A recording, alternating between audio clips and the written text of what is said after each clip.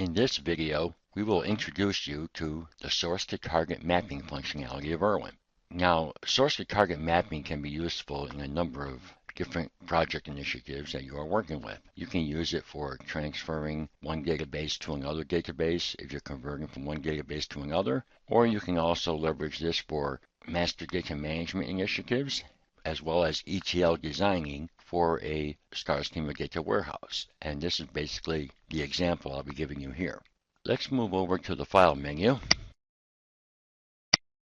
And in this file folder, we have all the systems involved in creating our publication mart, or the star schema design that you saw that's currently opened in ERwin. And this is the publication mart. The other three models are reference models that will be feeding the star schema design. We have the old pub system, the order tracking system, and the publication system.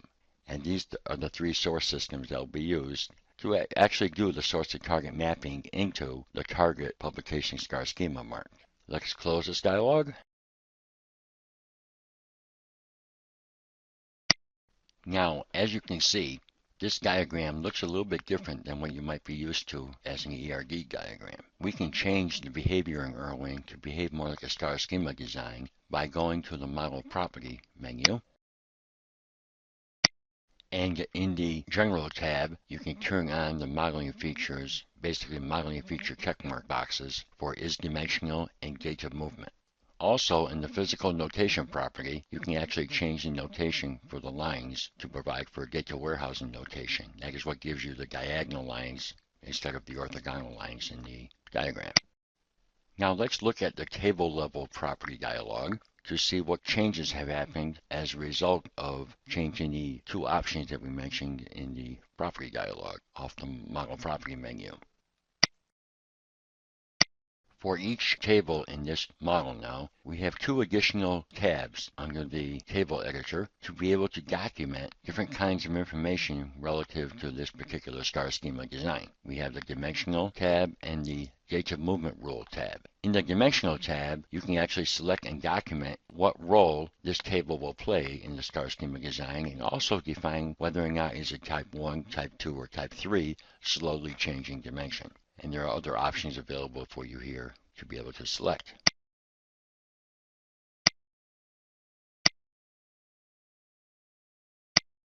Now let's look at the design information that we can populate under the Data Movement Rule tab.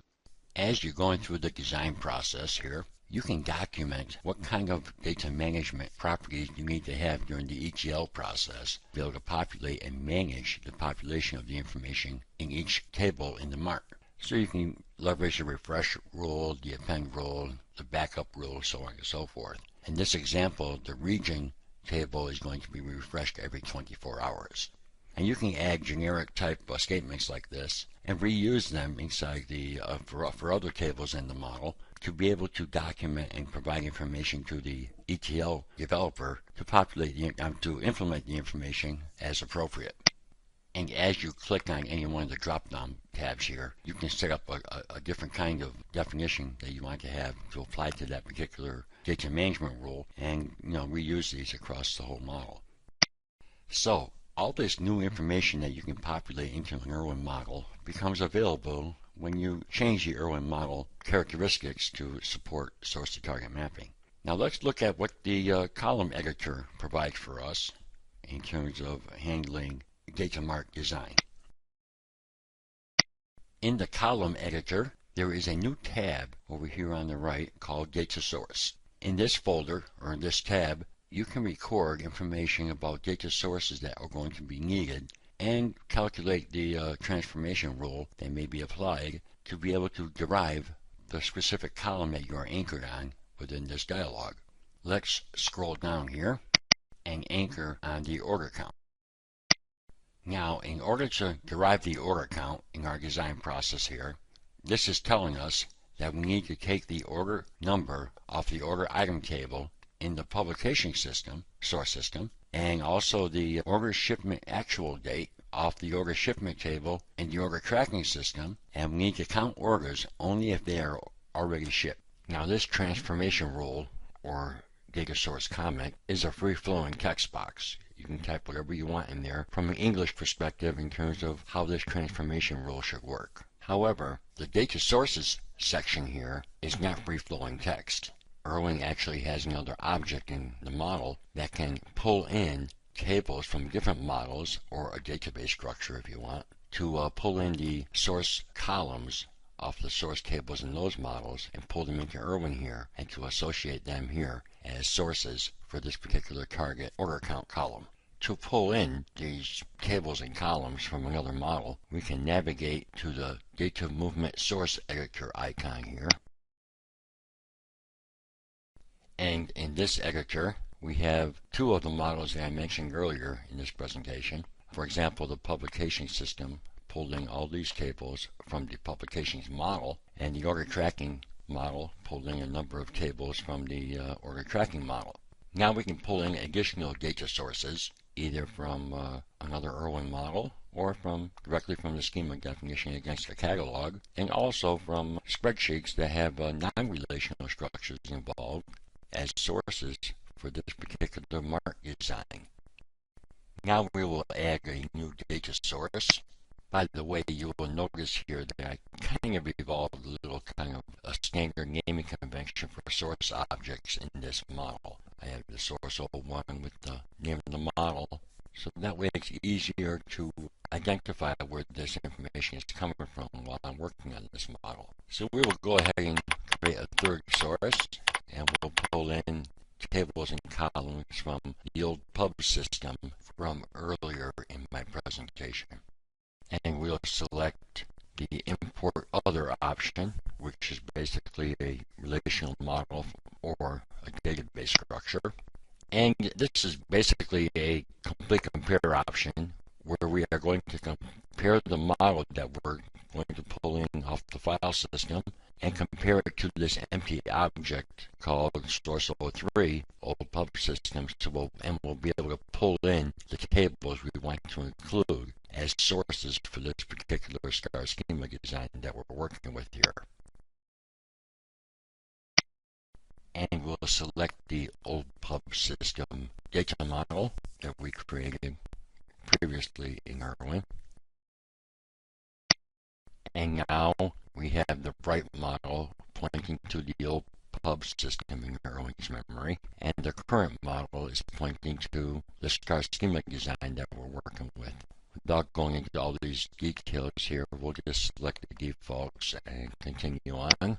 And the complete compare result set is now showing us the old pub model on the right, the mark model that we are working with in the middle, and all the relevant objects pertaining to these differences. Let's go ahead and collapse all these objects, and we'll expand the object hierarchy down to the data movement tables. And now you can see that in the publication mark model, the source 03 old pub system data source object has nothing in it. And on the right hand side, we can see that in the old pub system, we have all these tables available to be able to port over into the mark model. For our example here, we'll include the order shipment table, and then close this dialog, and then close down the old pub system model. And now we have the order shipment table within the old pub's system model to be able to select columns from that particular table. We are still anchored on the order count column of the sales fact table, and we have the derivation here that is set up so far. Suppose we want to add another source column to be included in this particular transformation. So what we can do is go to the data source selector icon, and we have available a third source within this model, and we can expand that particular order shipment table to include any column that we may need for any kind of calculation we want to be able to perform in order to do this transformation. Let's expand the order shipment table to see the columns. And for our example here, let's include the scheduled shipment date to be included in deriving the order count column.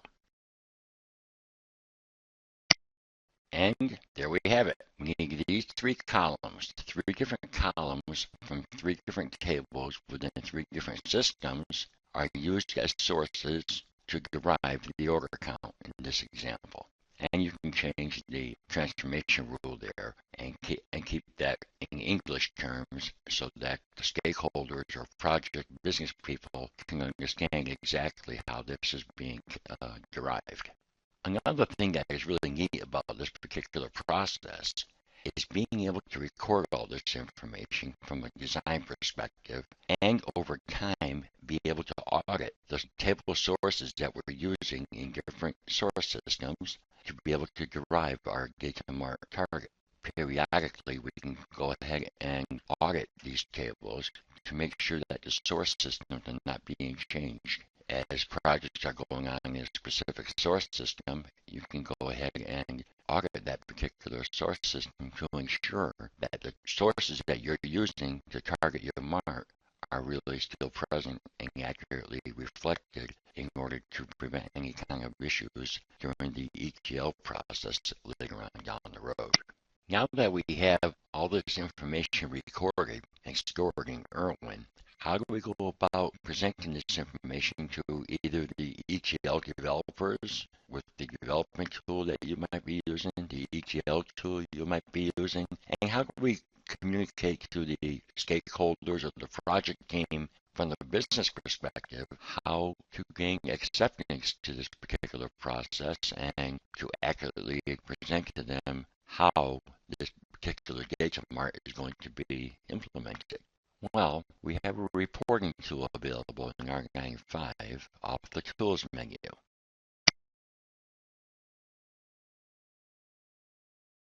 This reporting tool is called the Report Designer. Now, in the interest of time, we're not going to go through and actually create the whole entire report to be able to report on the information we just recorded in ERwin here. But I'll show you a few snapshots of the reporting output to give you a flavor of the kind of reporting you can leverage out of the tool here for communication purposes. For more detailed information on how to create reports with the new Report Designer, I would recommend that you go to ERwin.com under Resources, and in the video library there is a specific video on how to create reports using the Report Designer. For now, right here, I'll just give you a summary and explain to you how we can set up the reports for both textual reporting to Excel as well as for HTML reporting. In the Report Designer tool, I have already opened up a template solution called Source to Target Mapping. And in this solution, I have two different kinds of reports. I have one from a table level within the ERwin environment that can generate information for textual reporting to a spreadsheet, for example. And I also have a diagram report, which you can use to go to HTML and generate the diagram of the star schema design, as well as being able to leverage launching into all the details that we've just talked about here during this presentation. The report for table report shown here has an expanded definition of all the properties in ERwin that we need to include for this particular report to export to a spreadsheet, for example. Here you can see we started at the table object level, and I renamed a few of the columns to make it make more sense. And you can see all the different columns that are available for this particular report that you can run and export to a spreadsheet. To export a diagram report to HTML, we need to start at the subject area level within ERwin and drill down through there and select the diagram that we want to generate, as well as being able to select the graphical objects that are included in the diagram. And here's where I organized everything from selecting the proper columns to be able to generate this report. On the right-hand side of this dialog is a result set that was executing using the Report Designer tool here by running the actual report, and either report will yield the same results in this example. In this result set, I dragged the table level properties to the top of the result set so that we could group by them. And you can see that in the report, you can see the group by organization here. And then we have the same information I showed you earlier in terms of being able to show you everything about the order count, how it's derived, and the columns that are being used as sources for this particular effort. And now there are a number of ways that you can actually export this information either to HTML or to Excel. You can right-click on the report itself and click on Run and export it, or you can go to the Export drop-down menu and export to either target, or you can use the icon bars available here to export to Excel or to export to HTML. Here's an example of a diagram report generated to HTML. As you can see, you have the organization of the report here on the left-hand side, showing you the information that's available here, as well as being able to click on the sales fact table to look at more details about this particular information in a tabular format. Now, when I clicked on the fact table, another window opened up, and with a little bit of rearranging, we now have the tabular information available here to be able to look at the information from that fact table. So you have a number of ways that you can actually look at things from a HTML report. Either look at the tables themselves, look at the property information that you've populated in ERwin from a tabular or a hierarchical format, as well as being able to look at the actual diagrams that you create in ERwin from an HTML web page.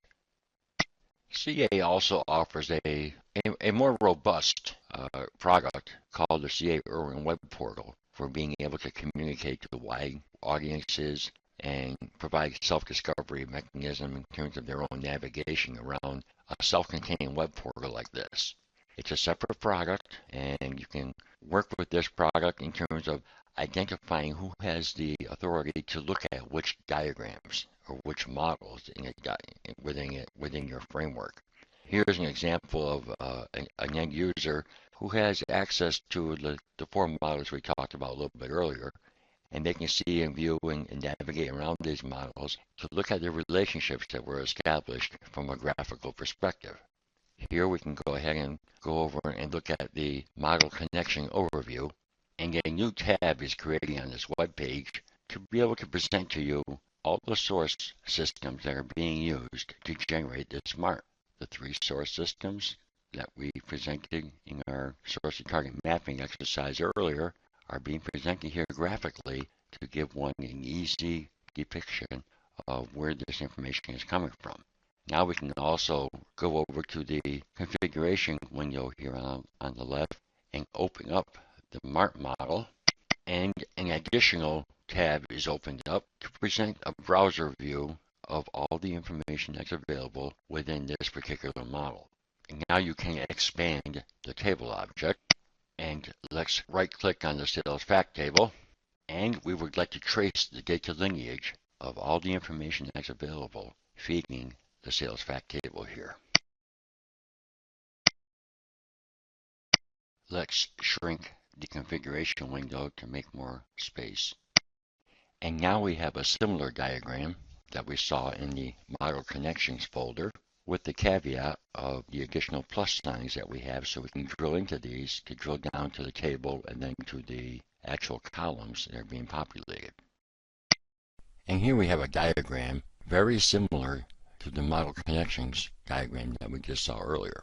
However, this diagram has plus signs on it so that you can expand and drill into the models within this diagram to look at the information. So let's drill into the publication MART, the star schema design, and expand it.